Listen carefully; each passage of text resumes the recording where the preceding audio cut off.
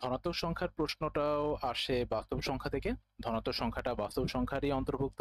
I mean সকল সংখ্যাই বাস্তব সংখ্যার মধ্যে আর রয়েছে। তো এখানে ধনাত্মক সংখ্যাটা আমরা এই যে সংখ্যা রেখা আছে এর ডান পাশে যে অবস্থানটা রয়েছে, শূন্যের ডান পাশে যে সংখ্যাগুলোর অবস্থান রয়েছে, এই যে যেরকম 1 2 এগুলো কিন্তু সব পজিটিভ। এই সংখ্যাগুলোকে ধনাত্মক সংখ্যা বলে। অঋণাত্মক সংখ্যার সময় আমরা দেখেছিলাম শূন্য সহ, কিন্তু এইখানে ধনাত্মক সংখ্যাটা কিন্তু শূন্য সহ নয়, শূন্য বাদে যারা পজিটিভ সংখ্যা রয়েছে তারাই কিন্তু ধনাত্মক সংখ্যা। তো সেই ক্ষেত্রে আমরা বলতে পারি যে ধনাত্মক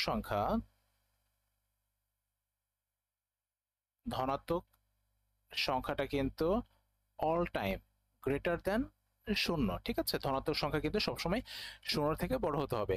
তো এখানে আমরা দেখতে পাচ্ছি যে 1 রয়েছে, তারপরে 2 রয়েছে। তার এখন 1 আর 2 এর মাঝখানে কিন্তু এখানে এরকমও থাকতে পারে, পয়েন্ট আকারে থাকতে পারে। যেরকম আমরা যদি 0 এবং 1 এর মাঝখানে এই পয়েন্টটাকে যদি আমরা ধরি, তাহলে এখানে কিন্তু আসে হচ্ছে 1/2, মানে হাফ যেটা, সেটা আসে। তো অপরদিকে এইখানে কিন্তু √2 এর মানটা আসে, √এর মানটা 1 পয়েন্ট সামথিং সামথিং, এই √2 এর মান আসে। তো এগুলোও কিন্তু ধনাত্মক সংখ্যা। ঠিক আছে, এই আমরা যখন এগুলোকে আরেকটু বিশ্লেষণ করব, এর মধ্যে যে ভগ্নাংশগুলো থাকবে সেগুলো ধনাত্মক সংখ্যা। আমরা যদি √5 এর কথা বলি, সেটাও কিন্তু ধনাত্মক সংখ্যা। আলটিমেটলি শূন্যের থেকে বড় হলেই, সেটা দশমিক হোক আর না হোক, সেটা ধনাত্মক সংখ্যা হয়ে যাবে।